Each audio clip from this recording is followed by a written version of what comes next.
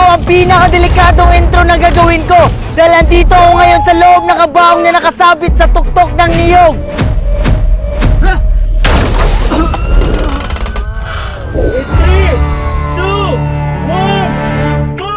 Hindi naging madali ang paghila nila sa akin dahil sa sobrang bigat ko na halos nasa 200 kilo. Kaya nahirapan sila sa pag-angat at medyo natagalan. Oh my God, Lord! Lord! Oh my God! This is crazy! Finally, andito na ako sa tuktok ng niyog. And honestly, truthfully, legally, or kung ano man yan, basta ang alam ko, hindi ako masaya sa ginawa ko. I'm officially stranded dito sa tuktok ng niyog! At dito ako matutulog, iihi, kakain, at tatae! Woo! Ganito kataas kapag nahulog ako dito, tingnan nyo! Ang tanging goal ko lang ngayon ay dito ako magpapalipas ng gabi at mag-survive ako bukas ng umaga. Alam nyo ba, ang rason kung bakit ko to ginawa, dahil meron ako nakita sa internet na kakaibang paglibing na tinatawag nilang hanging coffin sa Sagada. Ika nga nila, ang dahilan kung bakit sinasabit nila para mataas ang tsansa ng mga patay na makaabot sa kabilang buhay. FYI, hindi pa ako patay. Gusto ko lang may experience at syempre gago na rin. Grabe itong challenge na to ni Amigo. Napakadelikado. Ito na yata yung pinakamahirap na challenge na ginawa niya. Tingnan mo ang taas. At ako ang pinakaunang content creator na gumawa nito. Wala nang iba. Mahirap talaga. Mas challenging pa ito sa ginawa kong previous vlog na yung floating coffin. Dahil dito, nakakatakot gumalaw at kunting mali ko lang, tapos ang buhay ko.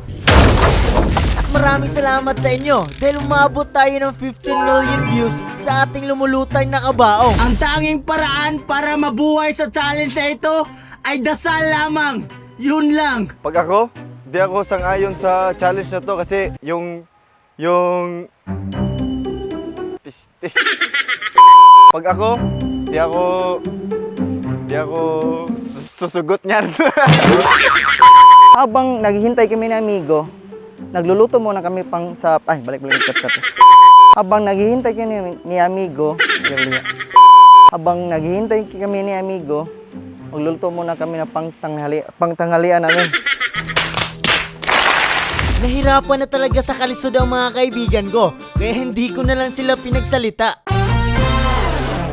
Nagugutom na ako. Dalhin nyo na ako ng pagkain right now, right there, anywhere. So, ito yung gagamitin ko para makuha ko yung pagkain. So, itatali natin yung scotch tape para ihagis natin.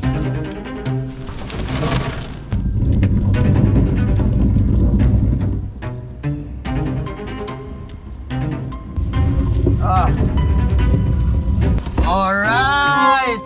Andito na yung pagkain ko, naka-scotch tape pa. Kakain tayo ng maaga para hindi tayo mahirapan kumain pag gabi na. Konti lang yung kakainin ko para hindi ako tatae. Tingnan nyo guys, ang ganda ng view. Totoo talaga si Lord. Papalapit na yung gabi. At yung pinakakatakutan ko ay yung umulan, malakas yung hangin, or bumagyo. Kaya Lord, huwag sana.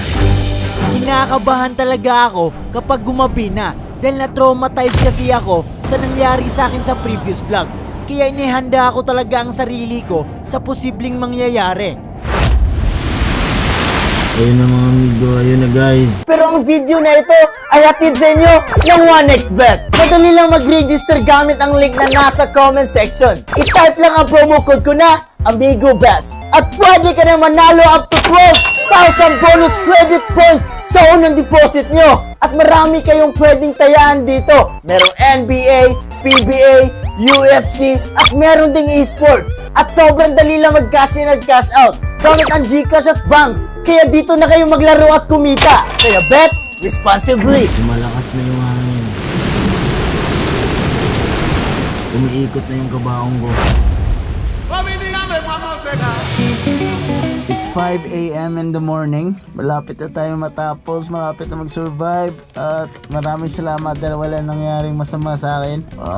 Ang sakit talaga ng mukha ko, nagsa-sunburn na. Bababa na ako kasi natapos ko na yung gabi na dito ako matutulog. But I just wanna celebrate. Alright, survive for this video. Talibangon mo ko eh.